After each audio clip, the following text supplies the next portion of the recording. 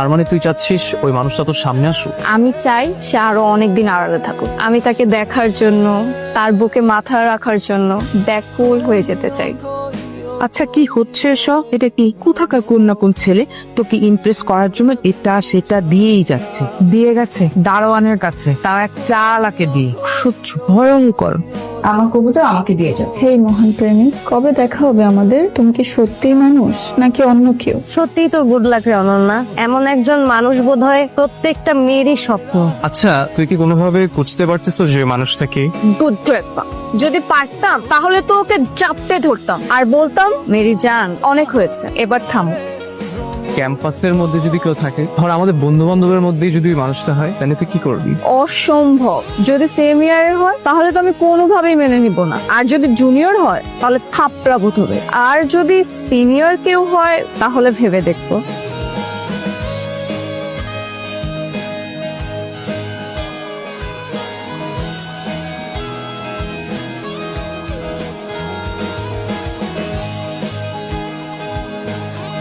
আমি না আসলে বুঝতেছি না, আমি কিভাবে অনন্যরে বুঝাবো যে আমি সেই মানুষটা। আমি কিভাবে ওর সামনে গিয়ে দাঁড়াবো? টাকার উপর টাকা চলাইতেছো, ওই মেয়ের পিছনে সময় নষ্ট করতেছো, তো তুমি তার বুঝতে দিবা না যে তুমি তার সেই মানুষ? তো ভাই, আমি তো জানি ও সেম ইয়ারে কারোর সাথে রিলেশনশিপে যাবে না। এখন এটা জানার পর আমি কিভাবে ওর সামনে গিয়ে দাঁড়াই? আরে তুমি নিজে না বলতে পারলে তোমার বন্ধু বান্ধবকে দিয়ে বলাও। কিন্তু ভাই, আমি যে অনন্যরে পছন্দ করি এটা তো ওর বন্ধু বান্ধব কেউ জানে না, আমি কাউকে বুঝতে দিই নাই। আরে মিয়া, তুমি অন্য কারো বুঝতে না দিলে অন্তত যারে তুমি পছন্দ করো তার তো তোমার বোঝাইতে হবে না? আকারে ইঙ্গিতে যেমনি হোক তোমার তার বোঝানো লাগবে না?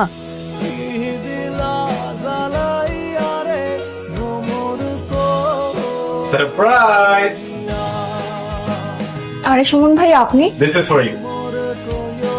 তার মানে এই যে এতদিন খরগোশ, কবুতর, লাভবার্ড, লাল গোলাপ, শাড়ি, চুড়ি, টিপ, এই সব কিছু আপনি দিয়েছেন? সুমন চেনার কে পাঠাবে? তার মানে তোর ওই কাজিনটা তোকে ইমপ্রেস করার জন্য এতদিন ধরে এত কিছু করে গেল। তো আর কি বলছি, আমি ভাবতেও পারিনি জানিস। সবসময় আমাদের দুই পরিবার চেয়েছে আমাদের মধ্যে বিয়ে, কিন্তু আমি কখনো এই ব্যাপারটাকে পাত্তা দিইনি। আমার মনে হয়েছে যে ছেলে ছোট থেকে দেশের বাইরে বড় হয়েছে সে হয়তো আমাদের দেশের সংস্কৃতি, আমাদের নিজেদের কালচার এসব ভুলে গেছে। আর আমি কখনো এরকম কাউকে আমার লাইফ পার্টনার বানাবো না যে কিনা ফুচকা, ঝালমুড়ি, টঙের দোকানের চা এসব পছন্দ করবে। আমার মনে হয় এই জন্য সুমন ভাইয়া নিজেকে একটা খাঁটি বাঙালি প্রেমিক হিসেবে আগে আমার কাছে প্রমাণ করতে চেয়েছে।